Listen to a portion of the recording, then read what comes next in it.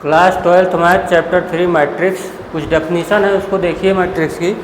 A diagonal matrix, a square matrix b m by m. देखिए यहाँ पे बोल दिया है डायगोनल मैट्रिक्स मतलब होता है जैसे आप रेक्टेंगल में डायगोनल नहीं होता, ऐसे मिलाते हो ऐसे मिलाते हो, तो वही है diagonal matrix.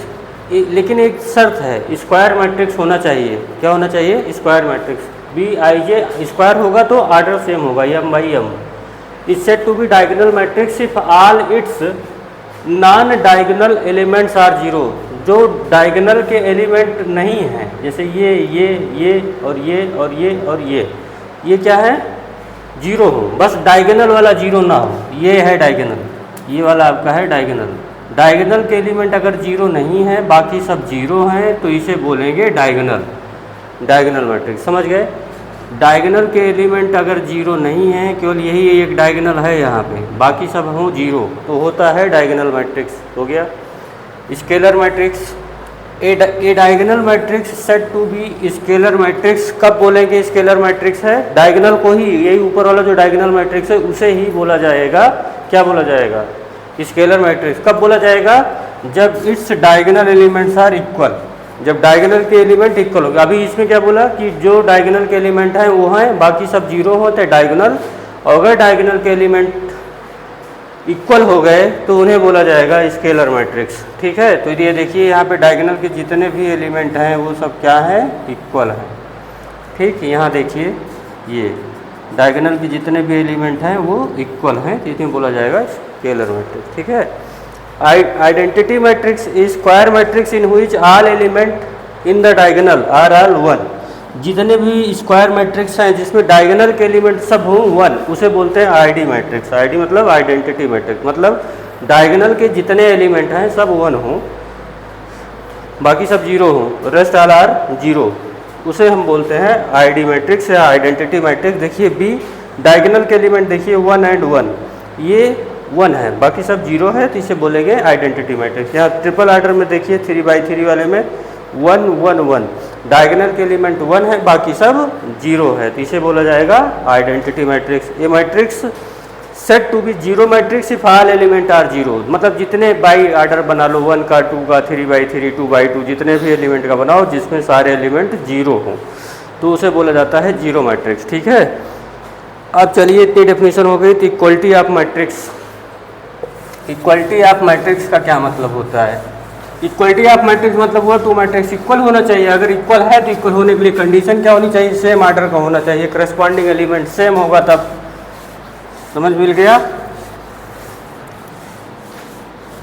Equal matrix topic डालिए, आगे लिखा हुआ आपकी बुक एनसीईआरटी में। पहले आप बेसिक फाउंडेशन क्लियर कर लीजिए। Equality of matrix, equality of matrix कब बोलेंगे इक्वल मैट्रिक्स? देखिए टू मैट्रिक्स है, ए इक्वल टू है ए आई जे, आर्डर क्या है इसका, एंड बी इक्वल टू है मैट्रिक्स में B I J. Are said to be equal, are said to be equal, said to be equal. Equal कब बोला जा सकता? पहली बात तो इसका आर्डर सेम हो। पहला क्या हो? दो कंडीशन है, इफ क्या होना चाहिए? आर्डर सेम हो, सेम आर्डर हो। ऐसे लिखिए नोट्स में अपने, आर्डर क्या हो? सेम हो। और सेकंड बात क्या है? सेकंड बात ये है each element is equal to the corresponding element, each element equal to